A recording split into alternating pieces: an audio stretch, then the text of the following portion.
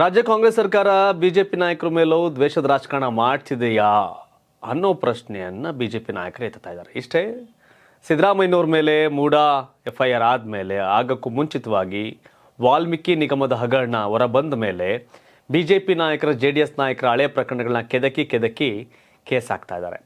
ಈಗ ಇನ್ನೊಂದು ಹೆಜ್ಜೆ ಮುಂದೋಗಿ ಚುನಾವಣಾ ಬಾಂಡ್ ವಿಚಾರವಾಗಿ ಕೇಂದ್ರ ಹಣಕಾಸು ಸಚಿವೆ ನಿರ್ಮಲಾ ಸೀತಾರಾಮನ್, ಬಿಜೆಪಿ ರಾಷ್ಟ್ರಾಧ್ಯಕ್ಷ ಕೇಂದ್ರ ಸಚಿವ JP ನಡ್ಡಾ, ಹಾಗೆ ಈ ಹಿಂದಿನ ರಾಜ್ಯಾಧ್ಯಕ್ಷ ನಳಿನ್ ಕುಮಾರ್ ಕಟೀಲ್, BY ವಿಜಯೇಂದ್ರ, ಹಾಗೆ ಬಿಜೆಪಿಯ ಪದಾಧಿಕಾರಿಗಳ ಮೇಲೆ ಈಗ ಜಯನಗರ ವಿಧಾನಸಭಾ ಕ್ಷೇತ್ರ ವ್ಯಾಪ್ತಿಯ ಸ್ಟೇಷನ್ನಲ್ಲಿ FIR ದಾಖಲಾಗಿದೆ. ಯಾವ್ಯಾವ ಸೆಕ್ಷನ್ FIR ಹಾಕಿದ್ದಾರೆ?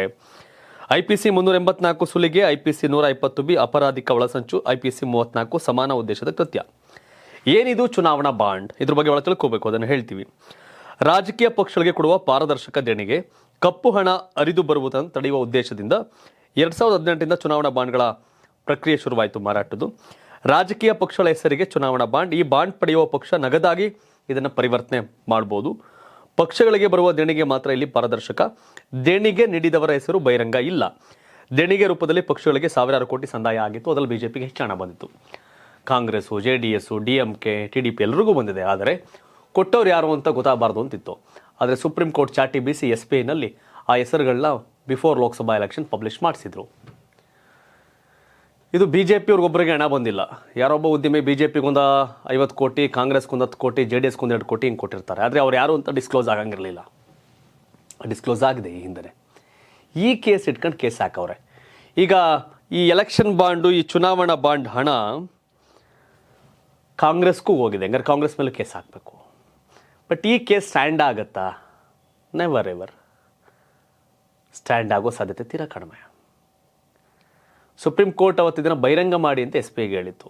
ಇದ್ರ ಮೇಲೆ ಆ್ಯಕ್ಷನ್ ತಗೊಂಡು ಎಲ್ಲರನ್ನೂ ಜೈಲಿಗೆ ಹಾಕಿ ಅಂದರೆ ಆಲ್ ಪಾರ್ಟಿಯವ್ರು ಜೈಲಿಗೆ ಹೋಗಿ ಕೂತ್ಕೋಬೇಕು. ಎಲ್ಲ ಪಾರ್ಟಿಯ ಅಧ್ಯಕ್ಷರು ಜೈಲಿಗೆ ಹೋಗಬೇಕು. ಆದರೆ ರಾಜ್ಯ ಕಾಂಗ್ರೆಸ್ ಸರ್ಕಾರದಲ್ಲಿ ಈಗ ನಿರ್ಮಲಾ ಸೀತಾರಾಮನ್ ವಿರುದ್ಧ ಕೂಡ FIR ಮಾಡಲಾಗಿದೆ. ಆ ಪೊಲೀಸ್ ಅಧಿಕಾರಿ FIR ಮಾಡಿದ್ದಾರೆ ಇದ್ರ ಬಗ್ಗೆ. ಬಟ್ ಸೀರಿಯಸ್ ಇಶ್ಯೂ ಬಗ್ಗೆ ಚರ್ಚೆ ಆಗ್ತಿಲ್ಲ. ಒಂಥರ ಖಾಲಿ ಪೋಲಿ ರಾಜಕಾರಣ ನಡೆದಂಗೆ ಕಾಣ್ತಾ ಐತೆ ರಾಜ್ಯದಲ್ಲಿ.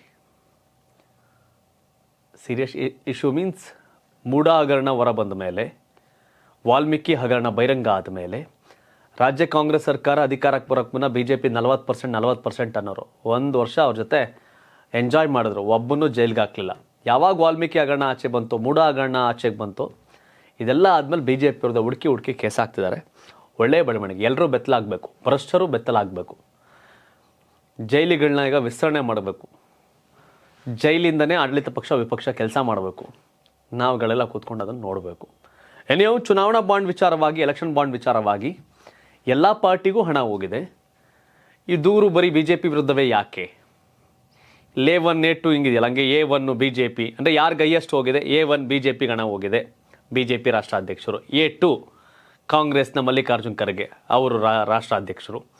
A3 ಯಾರು? DMK. A4 ಹಿಂಗೆ ಹಾಕಬೇಕಾಗಿತ್ತು. ಚೆನ್ನಾಗಿರೋದಾಗ ಚುನಾವಣಾ ಬಾಂಡಲ್ಲಿ ಎಲ್ಲ ಪಾರ್ಟಿಯವರು ಹಣ ತಗೊಂಡವ್ರೆ. ಯಾರು ಜಾಸ್ತಿ ಇದೆ ಅವ್ರು A1. ಹಣದ ಆಧಾರದ ಮೇಲೆ A1 A2 3 ಅಂತ ಮಾಡಿದ್ರೆ ಆಗಿರೋದು. ಬಟ್ ಇದು ಯಾಕೆ ಹಿಂಗೆ ಮಾಡೋದು ಗೊತ್ತಿಲ್ಲ. ಏನೇ ಭಾಳ ಒಳ್ಳೆಯ ಬೆಳವಣಿಗೆ ಅಂದರೆ ಭ್ರಷ್ಟರೆಲ್ಲ ಬಯಲಿಗೆ ಬರ್ತಿದ್ದಾರೆ, ದುಷ್ಟರೆಲ್ಲ ಪರಪ್ಪನಗ್ರಹಾರ ಸೇರುವ ಲಕ್ಷಣ ಕಾಣ್ತಿದೆ. ತಾವೇನು ಹೇಳ್ತೀರಿ ಈ ಪ್ರಕರಣದ ಬಗ್ಗೆ? ಕಾಮೆಂಟ್ ಮಾಡಿ ತಿಳಿಸಿ. ಧನ್ಯವಾದ. ಇದು ಕರ್ನಾಟಕ TV, ಕನ್ನಡಿಗರ ಧ್ವನಿ.